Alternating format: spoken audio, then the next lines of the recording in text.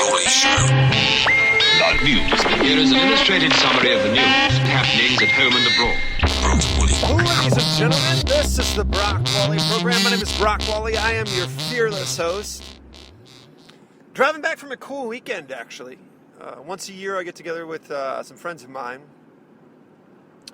And, we do something cool. Ended up seeing some real cool jazz in Pittsburgh. Drinking some great adult beverages, smoking some fine cigars.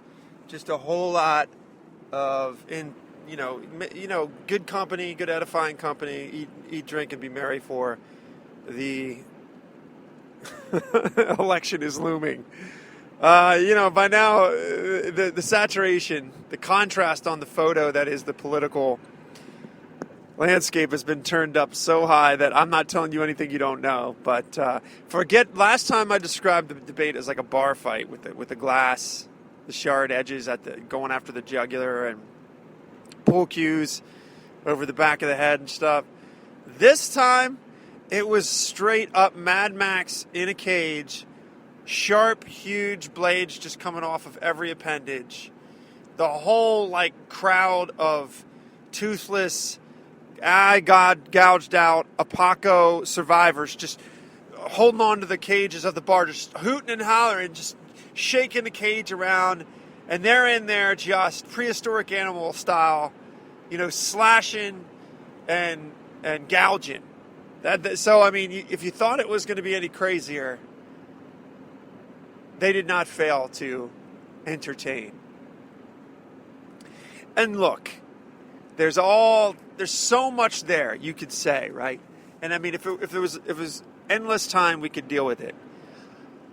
But I just think it is amazing how many people appear to be shocked and dismayed, and they feign disappointment, and there's all this stuff. You've heard it by now. Our rhetoric has reached an all-time high where base people are using swear words. The Mexican president is dropping F-bombs. And I look at this commentary, and okay, there's two options. They're actually surprised. And if that's the case, I don't know what world they've been living in as we plumb the depths of moral decay year after year after year after year after year. And so there's commentators like me that say it's the silver bullet, that a society can't survive without a moral pulse. An economy can't survive without a moral pulse. Our children cannot be reared properly without a moral pulse. We're all made fun of. We're all told that we're Leave It to Beaver. And then, what's the outcropping of it? Well, this is the outcropping of that situation. You have what you saw in the Republican debate. And then don't forget, on the other side of the aisle, where they're running seriously, and she's out in front, a known criminal caught in graft, caught taking bribes from foreign powers, whoring her power out to the lowest bidder, to the highest bidder. Who knows, maybe the lowest bidder. And a rabies-bitten, although fairly amiable, socialist. So don't tell me that you don't have Ringling Brothers on the left as well. And what is this all, when you step back and you look at the forest instead of the individual trees, it's a mirror. It's all just a mirror. When you watch these debates, when you watch the political arena, when you watch your leaders, when you can't believe, and we're going to get to some of these stories in a minute, you're just seeing echoing reflections of the culture you live in and the choices that we make. And how do we know that these are priorities? Because we click on them. Because we give them money. Because we entertain ourselves with these things. So is it any wonder at all to anybody, and it appears to be, or else there's also a chance that these political pundits and these sort of alphabet soup types that wax poetic on it, it might just be because they want something to say. I have a really hard time believing that this is all shock to them. Yes, our leaders are moral degenerates. Yes, our system is corrupt. Yes, everything that was beautiful and good and right is now on fire. But I have no idea how this comes out of nowhere in your mind. How this just shocks anybody. Okay, that being said, the debate, ladies and gentlemen. rumble in Texas for sure.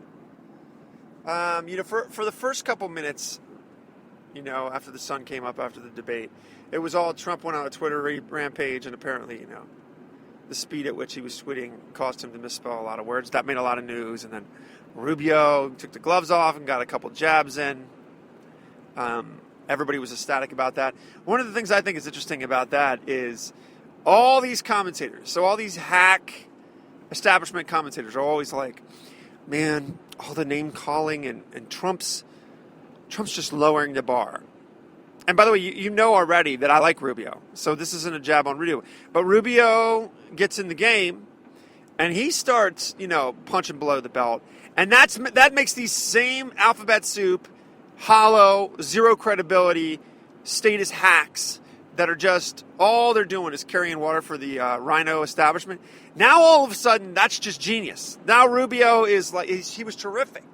The exact same punditry that says Trump's shenanigans are just lower than low, pond scum like low. Rubio joins the fray, and they're like, "Wow, well done." Now look. Here's the thing. Maybe you can make a case that Rubio finally joined the election that's actually happening, rather than the elections of 1980s and 90s. Maybe you can make that case, but you can't rake over the coals the Trumpster for being what he clearly is. A boisterous, hyperbolic populace. And then when somebody that you think maybe has more puppet strings, if you're the RNC, I don't know. When he starts doing it, it's just a stroke of genius. You can't have it both ways. So that hypocrisy did not escape me. Cruz was solid too. Clearly, Cruz the most substantive in my opinion. And everybody had their laugh lines and their sound bites, and that's where we sit. You know it and I know it. That's politics on both sides of the aisle, by the way. Everybody's going for that stuff. The Times, though, has a piece. I always send you the transcripts at the Washington Post. This transcript's actually an interesting read. It's an interesting read. There was just so many fireworks that when you see them on print, when you see it all in print, it reads like, I don't know, it reads like what I imagine like the prosecution of the OJ trial reading. If you just read it. Anyway, Washington Post has a transcript. That Sandoval guy, or however you pronounce his name, he withdraws the Supreme Court thing. Although, this whole thing was just floated by the media class. But apparently he doesn't want to be a puppet or a stooge. I was happy to hear it. This is the Republican, Nevada, Las Vegas kind of guy that the Obama thought he had a little checkmate here. You got to wonder if Obama was really planning to nominate him, by the way, because again, Obama never said anything. His little Wicked Witch of the West monkeys that he has in the those flying monkeys that he has in the media that do all the evil. They were all the ones out there saying it. But you got to wonder if he was planning to nominate it. And if he was, this guy's pulling the ripcord on the whole charade. It's got to be a little disappointing. You can read about that in the Wall Street Journal. Krauthammer has a piece that interests me. He asked the question, what does Obama really care about? So I woke up this morning to, obviously and this has been a month, and I've been reporting it, this has been happening for months. Russia moving huge artillery, huge personnel, making major geopolitical moves, and by the way, the tangible moves, not hot air or rhetorical moves, but moving hard warfare into parts of the Middle East, Syria, through clearly flirting with Turkey and NATO geography, just making major power play on the global stage, right? China, same thing, exact same thing. In fact, Australia just reported today that they're going to quadruple their military budget because of the moves that China is making. So clearly, Australia knows that something's coming down the bend. I got news in Iran. It seems like every day I bring out another huge, gaping Grand Canyon-sized hole in the narrative that is the liberal media, the Democrat Party, about the Iran deal. I mean, it's just unbelievable that this stuff gets swept under the rug and yawned. But anyway, Iran surge. And Obama preoccupies himself with what? Climate change, Gitmo, and Cuba. When you forget that this guy is a propped up Potemkin Village clown, and you think about that, China, Russia, Iran, moving hard utility. You got missiles being fired, and it's climate change, Cuba, and Guantanamo Bay. Letting known American killing terrorists out of prison, unlocking those cells, high priority.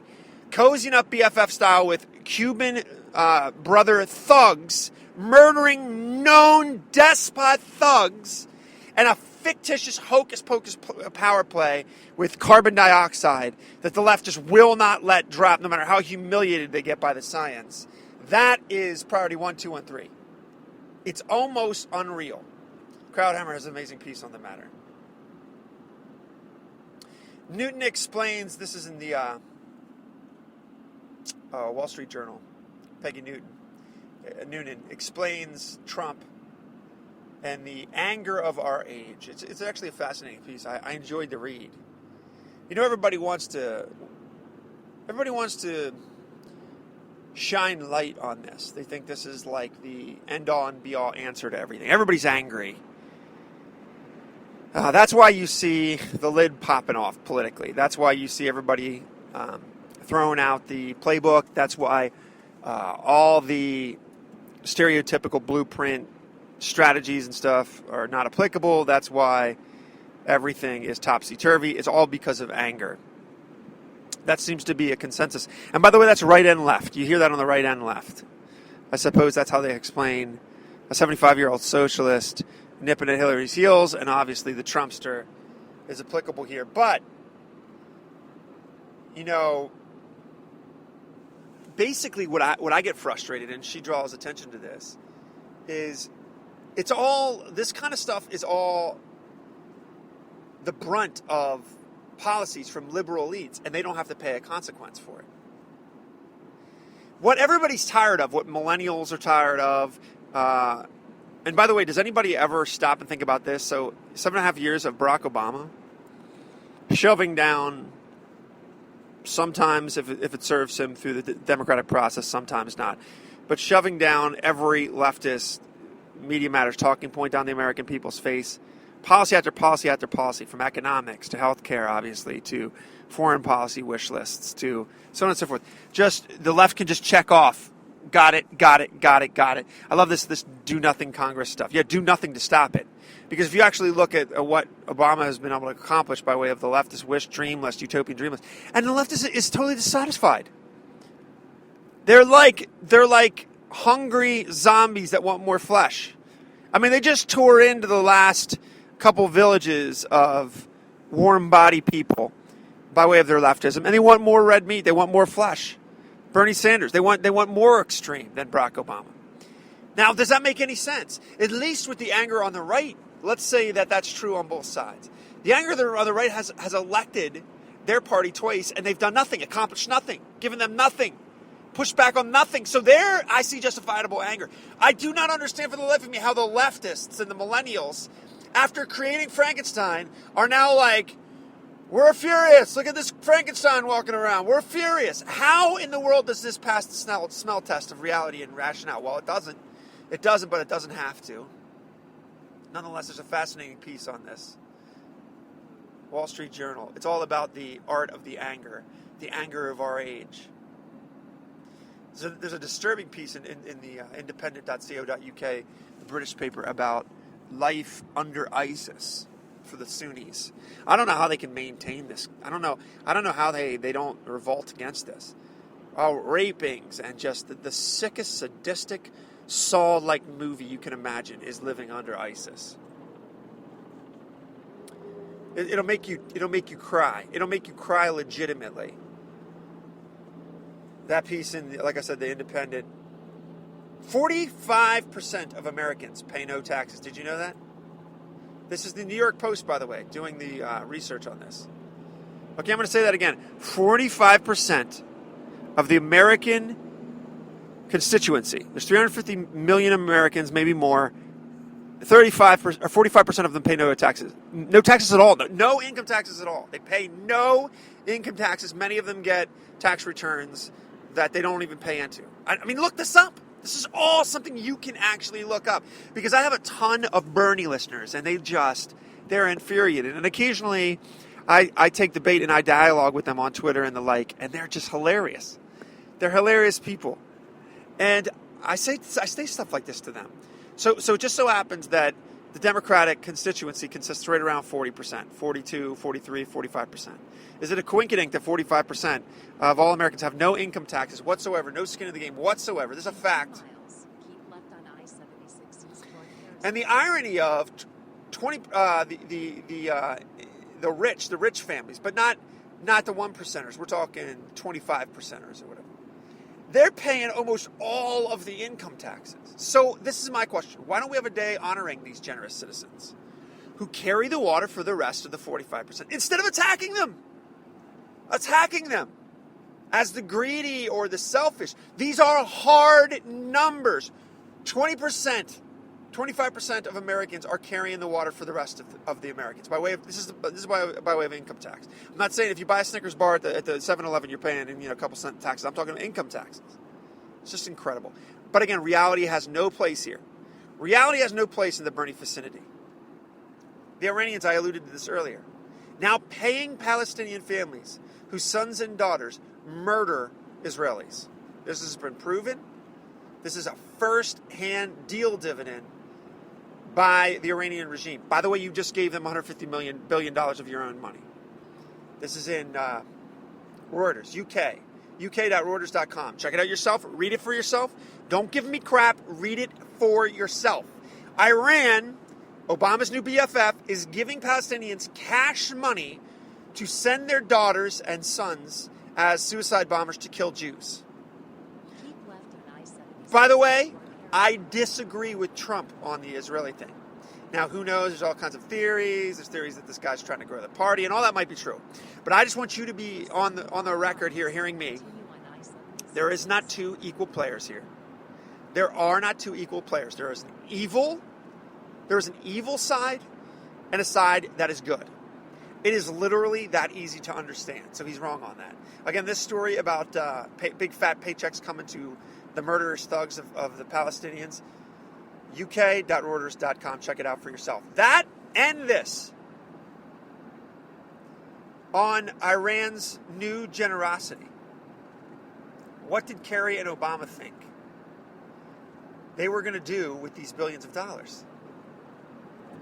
Everybody could have told them this. They arguably even knew this. But what does Barack Obama and John Kerry care about? Optics. Optics. They get to say to completely ignorant Americans, we got something on a deal. We're the Iranians. Deal. No regular weapon. Deal. John Kerry's like, I enjoy giving speeches on the UN floor. Meanwhile, $150 billion is going to pay to kill Jews. And you, by the way, if they get a chance. And you're the great Satan. They're the little Satan. How the Democrats don't pay for this, it might be the mystery of the century, politically. And by the way, Hillary actually said something that was somewhat true in 1996 about thugs, about violent criminal thugs. And by the way, it's coming back to haunt her now, because if you say anything true or reasonable on the left, that's like a swear word. That's a swear word. That's why Hillary's got all kinds of problems, because she, in the 90s, with her husband, you weren't allowed to be a raging socialist. You had to be a reasonable human being. And her husband had a crime policy and a prison bill that's very unpopular now. She was justifying her husband's crime bill, and she said, these like super criminals or something. And Black Lives Matter, who basically, I guess, is the entire the 1/16% of 1% of America that considers them Black Lives Matter, is the only thing that the Democrat Party cares about in the primaries. It's remarkable. But she's now a villain. She helped create this race monster, didn't she? She poured gasoline on the fire of the race divisions, and now it consumes her like an inferno, as it does Hollywood. You got to listen. Now Chris Rock's going to come out about how bad it is in Hollywood. This guy lives in a 75,000 square foot house, McMansion in the heart of New York. He's got another one in Hollywood Hills. He's got another one in the south of France. This guy's driving every kind of sports car you can know. He makes it rain. But it's a hard knock life for Chris Rock in Hollywood because he's black. I mean, the world we live in is so Alice in Wonderland. It's unbelievable sometimes. But chickens are coming home to roost with the Hollywood elites because, again, they created the Frankenstein that is... They definitely created the Frankenstein that is the race relations situation. Thank you for listening to the Brock Lawley program. Be a people of fortitude, character, and above all else, courage. À Brock Lawley Productions.